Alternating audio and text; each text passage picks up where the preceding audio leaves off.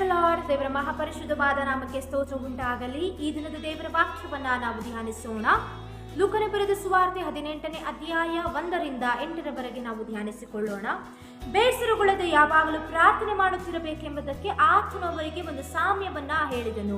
ಪ್ರೀತಿಯ ದೇವಜನರೇ, ಪ್ರಾರ್ಥನೆಯ ವಿಷಯದಲ್ಲೇ ಬೇಸರಗೊಳ್ಳಬಾರದೆಂಬುದಾಗಿ ದೇವರು ಒಂದು ಉದಾಹರಣೆಯ ಮೂಲಕವಾಗಿ ಅಥವಾ ಒಂದು ಸಾಮ್ಯದ ಮೂಲಕವಾಗಿ ಜನರಿಗೆ ಬೋಧನೆಯನ್ನು ಮಾಡುವುದನ್ನು ನಾವು ಈ ಅಧ್ಯಾಯದಲ್ಲಿ ನೋಡ್ತೇವೆ.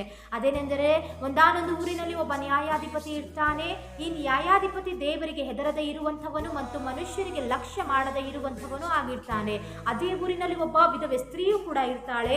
ಈ ವಿಧವೆ ಸ್ತ್ರೀ ನ್ಯಾಯಾಧಿಪತಿ ಹತ್ತಿರ ಬಂದು ತನ್ನ ನ್ಯಾಯವನ್ನು ವಿಚಾರಿಸಿ ನನಗೆ ನ್ಯಾಯವನ್ನು ಒದಗಿಸಿಕೊಡಬೇಕು, ವಿರೋಧಿಗಳಿಂದ ನನ್ನನ್ನು ಬಿಡಿಸಬೇಕೆಂಬುದಾಗಿ ಬೇಡುವಾಗ ಸ್ವಲ್ಪ ಕಾಲ ಮಟ್ಟಿಗೆ ಈ ನ್ಯಾಯಾಧಿಪತಿ ಏನ್ ಮಾಡ್ತಾನೆ, ಮನಸ್ಸು ಕೊಡಲಿಲ್ಲ.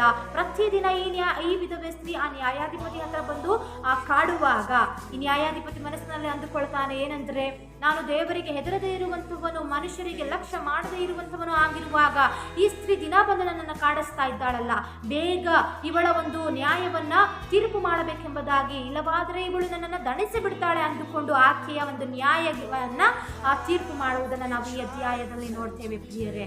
ಅದೇ ರೀತಿಯಾಗಿ ಪ್ರೀತಿಯ ದೇವಜನರೇ, ದೇವರ ಮಕ್ಕಳಾಗಿರುವಂಥ ನೀವು ನಿಮಗಾಗಿರುವಂಥ ಅನ್ಯಾಯದ ಕುರಿತಾಗಲಿ, ನಿಮಗಾಗಿರುವಂಥ ಮೋಸದ ಕುರಿತಾಗಲಿ, ನಿಮಗಿರುವಂಥ ಕಷ್ಟದ ಕುರಿತಾಗಲಿ ನೀವು ಹಗಲು ರಾತ್ರಿ ದೇವರ ಬಳಿ ಬೇಡುವಾಗ ದೇವರು ನಿಮ್ಮ ಪ್ರಾರ್ಥನೆಯನ್ನು ಕೇಳದೇ ಇರುವವನಾಗಿದ್ದಾನ? ಇಲ್ಲ ಪ್ರಿಯರೇ, ಆತನು ತಡವಾದರೂ ಕೂಡ ನಿಮ್ಮ ಪ್ರಾರ್ಥನೆಗೆ ತಕ್ಕ ಸದುತ್ತರವನ್ನ ದಯಪಾಲಿಸುವವನಾಗಿದ್ದಾನೆ. ನಿಮ್ಮ ಪ್ರಾರ್ಥನೆಯು ಸುಳ್ಳಾಗುವುದಿಲ್ಲ. ದೇವರ ಬಳಿ ನೀವು ಮೊರೆ ಇಡುವಾಗ ದೇವರು ನಿಮ್ಮ ಪ್ರಾರ್ಥನೆಗೆ ಸದುತ್ತರವನ್ನ ದಯಪಾಲಿಸುವವನಾಗಿದ್ದಾನೆ. ನಿಮಗಾಗಿರುವುದ ಅನ್ಯಾಯದ ಕುರಿತಾಗಲಿ, ನಿಮ್ಮ ಒಂದು ಪರಿಸ್ಥಿತಿಯ ಕುರಿತಾಗಲಿ, ನಿಮ್ಮ ಮಕ್ಕಳ ಭವಿಷ್ಯದ ಕುರಿತಾಗಲಿ, ನಿಮಗೆ ಇರುವಂತಹ ಅಗತ್ಯತೆಗಳ ಕುರಿತಾಗಲಿ ನೀವು ಪ್ರತಿದಿನ ದೇವರ ಬಳಿ ಬೇಡುವಾಗ ನೀವು ಬೇಸರಗೊಳ್ಳಬೇಡಿರಿ, ದೇವರು ನಮ್ಮ ಪ್ರಾರ್ಥನೆಯನ್ನು ಕೇಳುವುದಿಲ್ಲ ಎಂಬುದಾಗಿ ನೀವು ಕೊರಗಬೇಡಿರಿ. ಯಾಕಂದರೆ ನಿಮ್ಮ ಪ್ರಾರ್ಥನೆಯು ಸುಳ್ಳಾಗುವುದಿಲ್ಲ.